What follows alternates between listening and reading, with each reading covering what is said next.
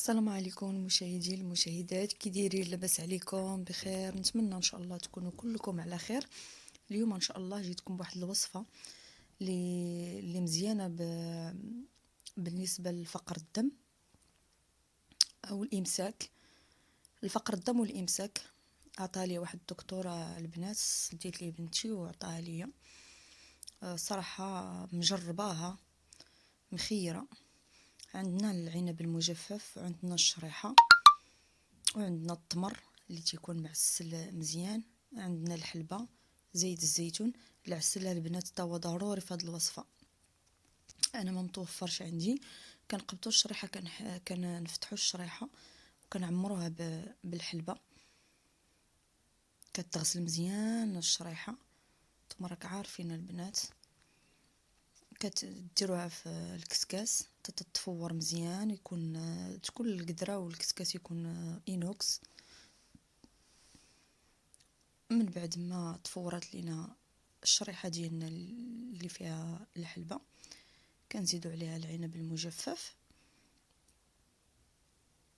مخيره البنات، هاد الوصفه مخيره. كنزيدوا عليها زيت الزيتون والعسل البنات ضروري. تنعاود ناكد ضروري العسل، انا ما متوفرش عندي، ولاني غادي نعاود ناخذو غادي نزيدو على الوصفه. وتنديروا التمر اللي تا هو نكونوا حيدنا ليه النوى ديالو، الحلفه ديالو، كل واحد شنو تيقول ليها. وكنطحنوا داكشي مزيان البنات، كيتطحن مزيان بمولينكس.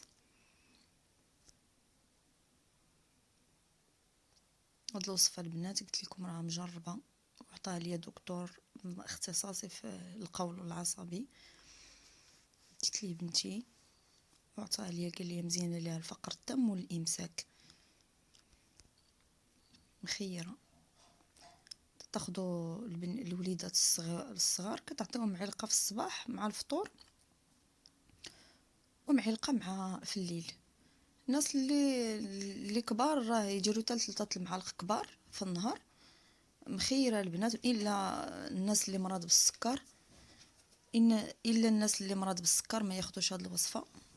بعد ما طحنا الوصفه ديالنا كنديروها في هذاك الميها البنات، فاش تفور سميتو ممكن تخليوها وتبداو تشربوا منها. راه مخيره ديال الشريحه وسميتو اللي تديروا في القدره لتحت، تحت الكسكاس.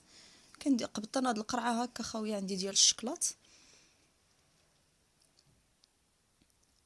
غادي ندير فيها الوصفه ديالنا، الخليط ديالنا. ديروه في الثلاجه البنات.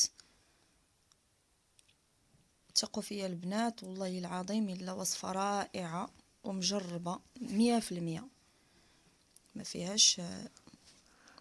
كنديروها البنات في قريعه بحال هكا، ومعلقه صغيره في الصباح، ومعلقه صغيره في الليل.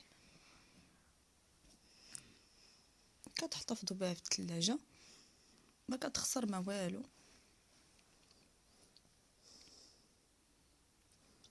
نتمنى ان شاء الله البنات تنال اعجابكم.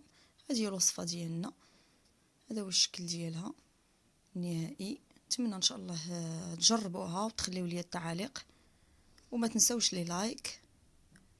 والسلام عليكم ورحمه الله وبركاته.